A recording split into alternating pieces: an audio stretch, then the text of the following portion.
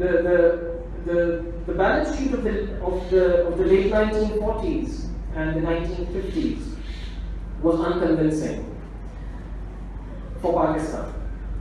You had 7 prime ministers in less than 10 years, between 47 and 1956. You had your first constitution drafted in 1956, so for around 9 years you were without a constitution. The killing of Liaquat Ali Khan in Rawalpindi meant that the landlords were determined to ruin the country's nascent democratic values to smithereens. The division of the country between 2 wings, East Pakistan and West Pakistan, where you had, which was divided by over 1,000 miles of Indian enemy territory. 60% of your population was in East Pakistan, the remainder in West Pakistan. Majority of your civilian bureaucracy was in West Pakistan. Your cantonments, your military establishment was in West Pakistan. And the West Pakistanis, we treated the East Pakistanis as a semi-colony. We looked down upon them as weak, as dark, as culturally extremely remote, and people who practice religion, a different faith of Islam, people whose religion is infected with Hinduism. That was the accepted ideology of West Pakistanis towards the East Pakistanis. So, in 1954, provincial elections were held in East Pakistan, where the United Front was an opposition party to the Muslim League. It was led by the Awami League, had won a landslide victory.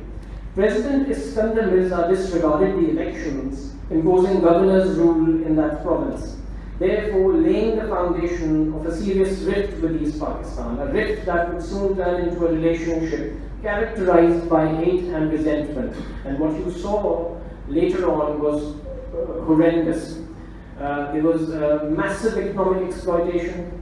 To give you a few statistics, the economic exploitation of Bengal began soon after the partition. Annually, roughly $300 million were extracted from Bengal. The most important foreign exchange earner for Pakistan was jute, produced in abundance in Bengal and accounted for over 50% of total exports. Almost all of that money was spent went towards private consumption in West Pakistan to boost its vibrance. The development budget for East Pakistan was a pittance, and this is something very interesting. A short story writer from East Pakistan came to, this was back in the 60s, before the country disintegrated. He came to Islamabad, and he bowed down and sniffed on a metal road, and he said that I can smell jute in it. So basically there was growing resentment towards Western Pakistani capitalists. The balance sheet of the 1960s was equally horrendous, though there was some development, infrastructure projects were springing up, dams were coming up, highways were coming up, but mostly at the cost of East Pakistan. So what you had, and then in 1965 we had a war with India. Bhutto exploited the opportunity, and he said that, look, Ayub has taken us, we needed development, and Ayub has taken us to war, and we are not prepared militarily, economically, politically, we were not prepared for a full-scale war with India. Then what happened? After 1965, Ayub's popularity started waning, and there were protests against him across the board. All political parties, right-wing, left-wing, nationalists, religious parties turned against him. And the movement started basically in East Pakistan because they were not happy with the way they were treated over the last 20 years. Between October 1968 and March 1969, you saw the worst uprisings in the country's history. I mean, I'm telling you all this so you've seen Musharraf's days, you've seen what's been going on recently, but the country's history has always been turbulent. So, as I used the word before, we must not struggle from historical amnesia. We must know the history, what the country's history has been like, so that we can prepare for the future.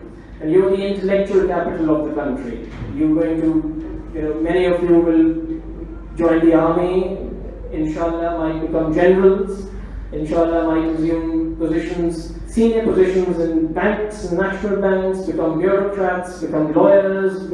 So it's your duty to know what the country has been, what tragedies the country was plagued with throughout its existence.